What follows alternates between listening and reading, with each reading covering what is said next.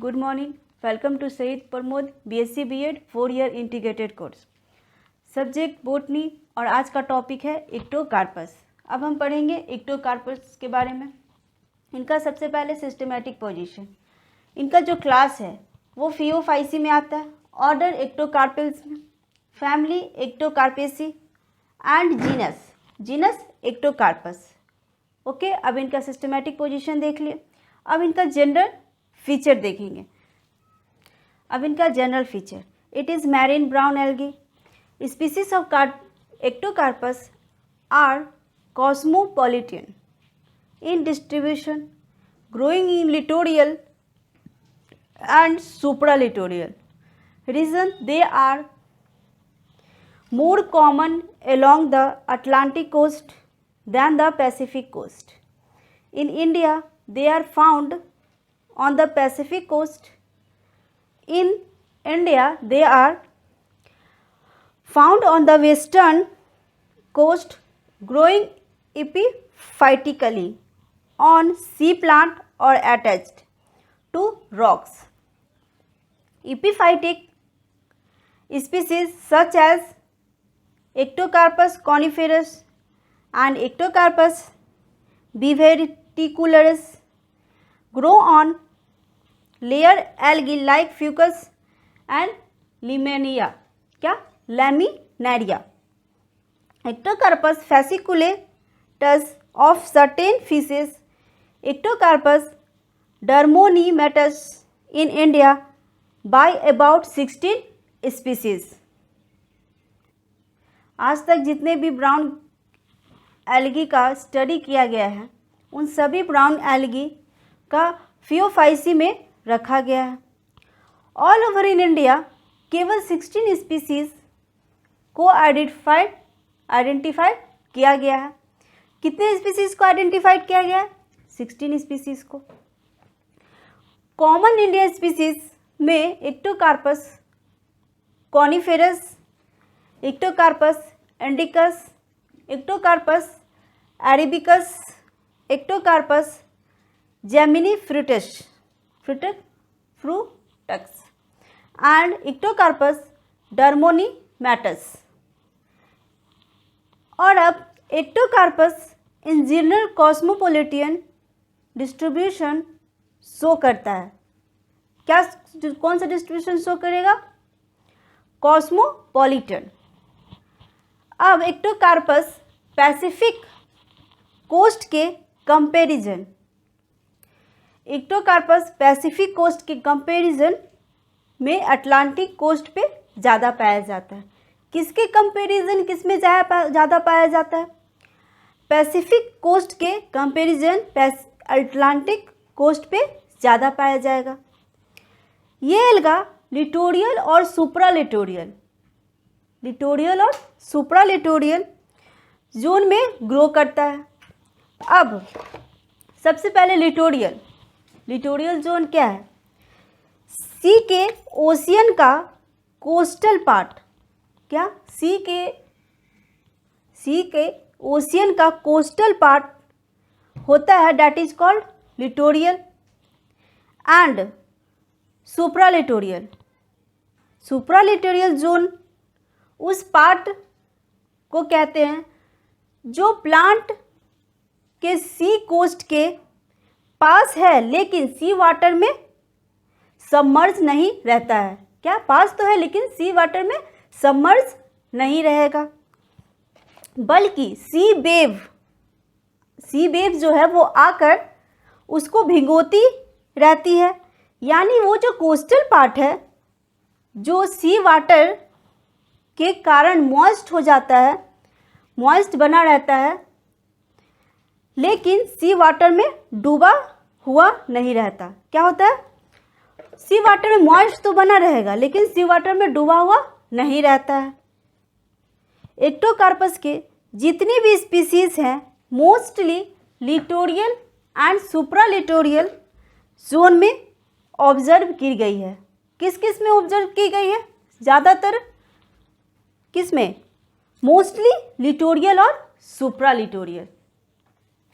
जैसे वर्ल्ड में इक्टोकार्पस species Pacific के कंपेयर में अटलांटिक कोस्ट पे ज़्यादा मिलती है, उसी तरह अगर मैं इंडिया की बात करूं तो इंडिया में भी ईस्टर्न पार्ट के कंपेयर में वेस्टर्न घाट पर एक्टोकार्पस की स्पीसीज मेजोरिटी में पाई जाती है। इसमें पाई जाएगी, मेजोरिटी में पाई जाती है। एक्टोकार्पस जो है एक लिथोफाइटिक एल्गा है। लिथो मतलब सबसे पहले लिथोफाइटिक, तो लिथो मतलब क्या होगा, रॉक, फाइटिक मतलब प्लांट। एक्टोकार्पस की मोस्टली जो स्पीसीज है वो रॉक पर ग्रो करती है। वहीं पे इसकी कुछ स्पीसीज क्या होगा, वहीं पे इसकी कुछ जो स्पीसीज है वो एपिफाइटिक होती है। एपिफाइटिक मतलब वो स्पीसीज जो अदर प्लांट के ऊपर ग्रो करता है। क्या वो स्पीसीज जो अदर प्लांट के ऊपर ग्रो करता है उसे क्या कहते हैं, एपिफाइटिक। और एक एग्जाम्पल जैसे कि एग्जाम्पल देखिए, एक्टोकार्पस कॉनिफेरस एंड एक्टोकार्पस ब्रीवेवर्टिकुलटस, ये दोनों एपिफाइटिक स्पीसीज हैं जो सी में प्रेजेंट कुछ अदर जाइंट एल्गा जैसे फ्यूकस एंड लैमिनेरिया उनके थैलस पे ग्रो करेगा। क्या करेगा, उनके थैलस पे या सेल्स पे ग्रो करेगा। और ये जो एपिफाइटिक होने के साथ साथ इंडोफाइटिक भी होता है।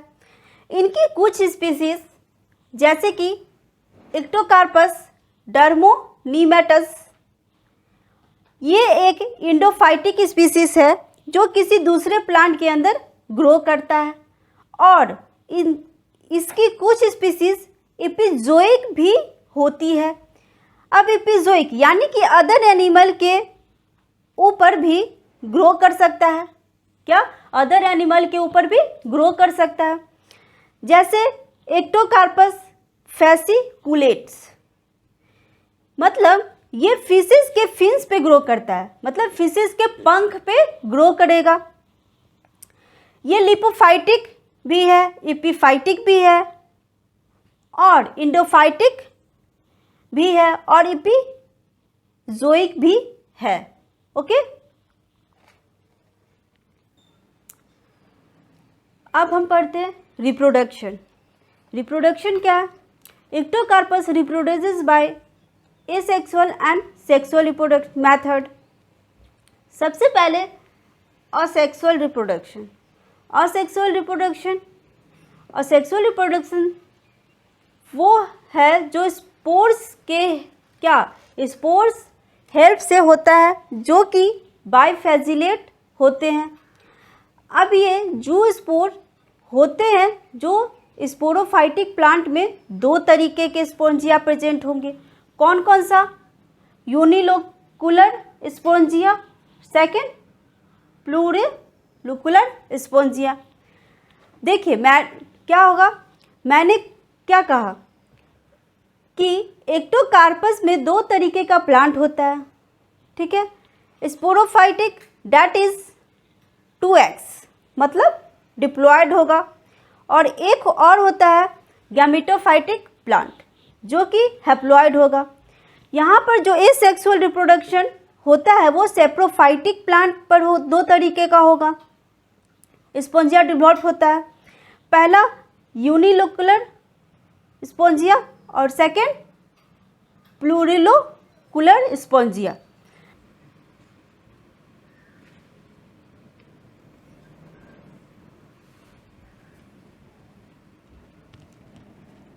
वो आ रहा है।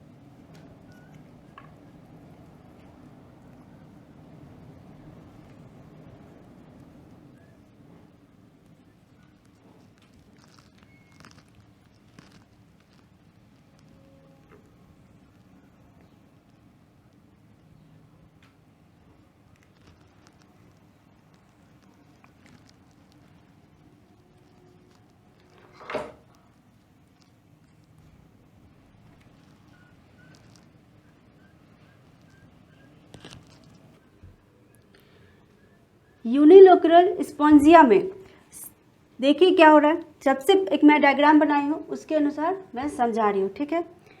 सबसे पहले कि इसमें कैसे एसेक्सुअल रिप्रोडक्शन होगा। जो सबसे पहले क्या होगा, एक्टोकार्पस का जो फिलामेंट्स होता है उससे एक लैटरल ब्रांच निकलेंगे, ठीक है। उस लैटरल ब्रांच से एपिकल सेल बनेगा और इसके एपिकल सेल से क्या होगा, डिवीज़न होगा, जो माइटोसिस डिवीज़न हुआ, ठीक है। क्या है ये, डिप्लॉयड प्लांट है। उसके बाद इसमें क्या हो रहा है, डिप्लॉयड तो हो गया, ठीक है, माइटोसिस किए तो डिप्लॉयड हुआ। मियोसिस होने के बाद क्या होगा, उसके बाद हैप्लॉयड न्यूक्लियस बन जाएगा।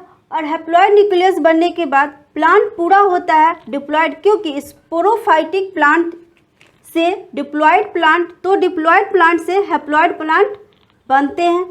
और देखिए कैसे बनेगा, इसमें क्या होगा कि मियोसिस हो रहा है, डिवीज़न हो रहा है मियोसिस का।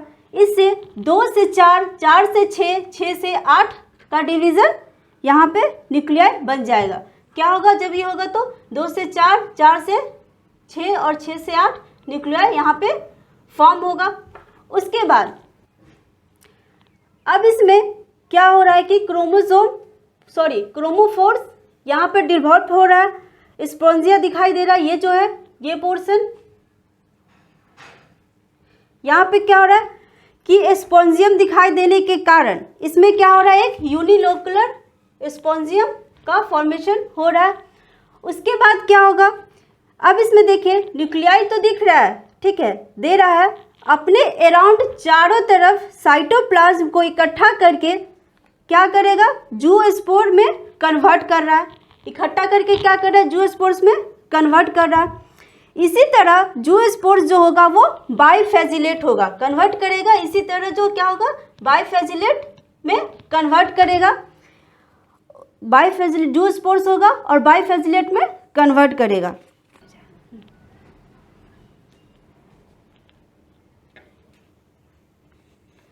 अब ये जो जूस्पोर्स है वो डिसअपियर हो जाएगा और डिसअपियर होने के बाद जर्मिनेशन होगा, ठीक है। अब ये धीरे धीरे 2 सेल्स बनाएगा, क्या करेगा, जर्मिनेशन होकर धीरे धीरे 2 सेल्स को बनाएगा। अब ये क्या करेगा, एक्टोकार्पस का एक नया फिलामेंट बनेगा। लेकिन क्या होगा, कौन सा प्लांट बनेगा, ये जो यहाँ पे जर्मिनेट नया प्लांट बन रहा है, तो ये कौन सा प्लांट बनेगा, ये क्या होगा, गैमियोफाइटिक प्लांट बनेगा जो कि हैप्लॉइड होगा। ये क्या होगा, गैमियोफाइटिक प्लांट होगा जो कि हैप्लॉइड होगा। अब ये तो पूरा प्रोसेस रहा यूनिलोकुलर स्पॉन्जिया का। अब सेकंड देखते हैं कि उनका क्या प्रोसेस होगा।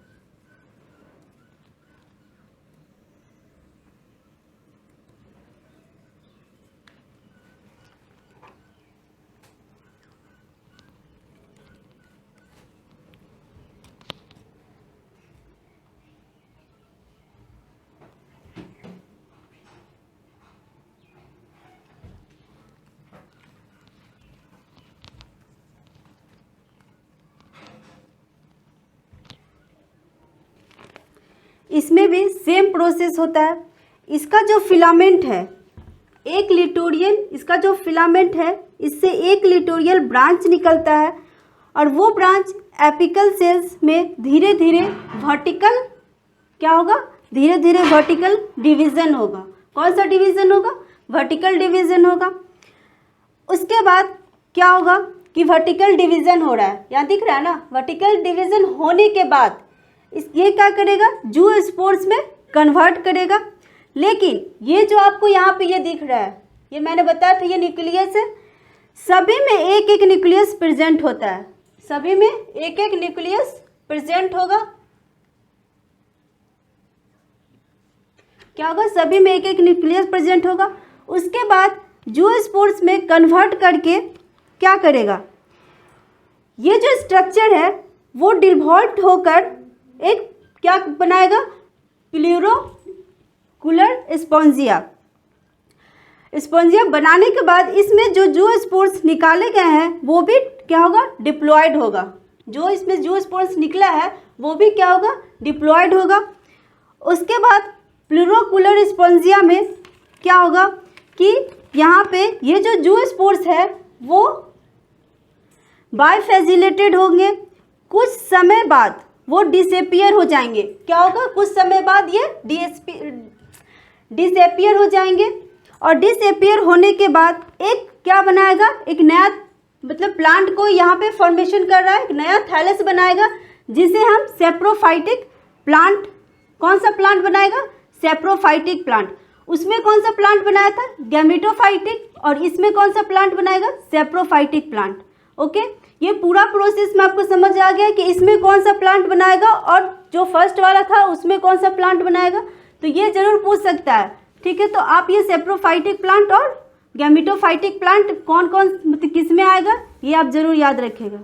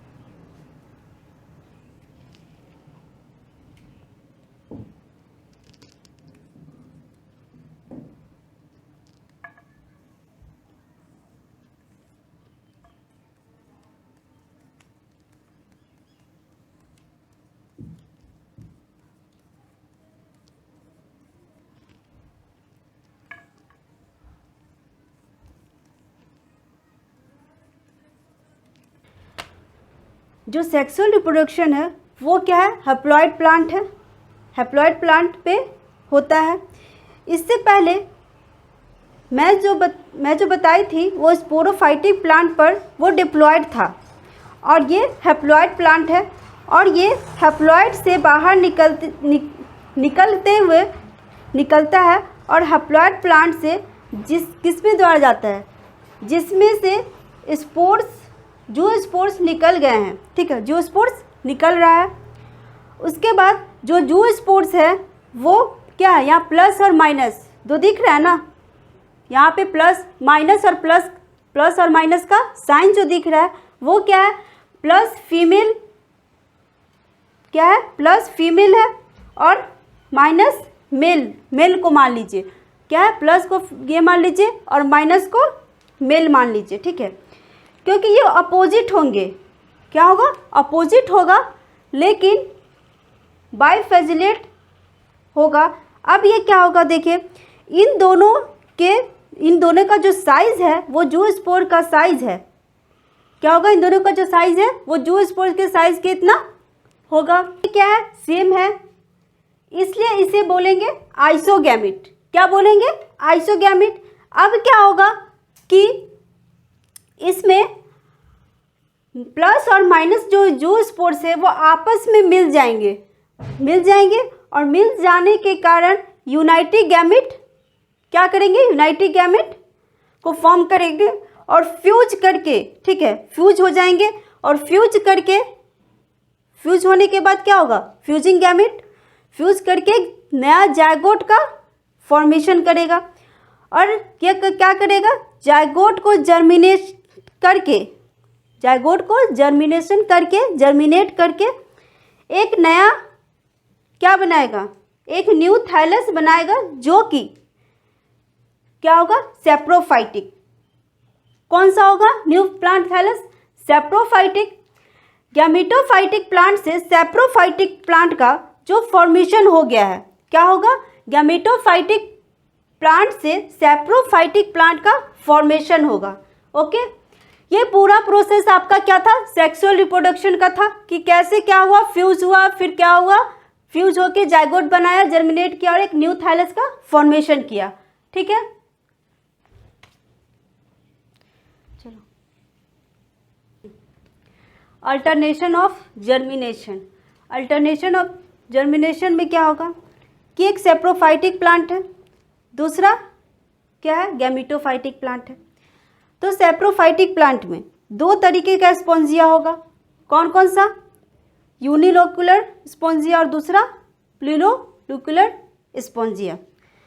तो प्लूरोलोक्युलर स्पॉन्जिया से इससे क्या होगा, स्पोर्स बनते हैं, जो कि जर्मिनेशन करके एक नया सेप्रोफाइटिक प्लांट बनाता है, और ये डिप्लॉयड होगा। क्या होगा, डिप्लॉयड होगा। फिर क्या हो रहा है, गैमेटोफाइटिक में देखिए, इसमें एक तरीके का स्पॉन्जिया हो रहा है, एक ही तरीके का हो रहा है ना स्पॉन्जिया, और इसमें दो तरीके का हो रहा है।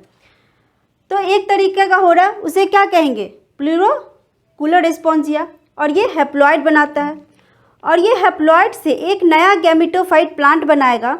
इसमें एक तरह का स्पॉन्जिया प्रेजेंट होगा, जिसे हम क्या कहेंगे, प्लूरोलोक्युलर स्पॉन्जिया बोलते हैं। जो हम बताए थे प्लस और माइनस, क्या था, मेल और फीमेल, फ्यूज होकर एक नया जाइगोट बनाता है और एक सेप्रोफाइटिक प्लांट बनाता है। क्या होगा, मेल और फीमेल फ्यूज होकर एक नया प्लांट बनाता है, जो कि सेप्रोफाइटिक प्लांट बनाता है। ये तो हमारा रहा अल्टरनेशन ऑफ जर्मिनेशन। पूरा कैसे क्या हुआ, दो हुआ, सेप्रोफाइटिक और गैमेटोफाइटिक, पूरा डिटेल मैंने समझा दिया। इनका जनरल फीचर और रिप्रोडक्शन भी हो गया। अब next topic, next lecture, next topic.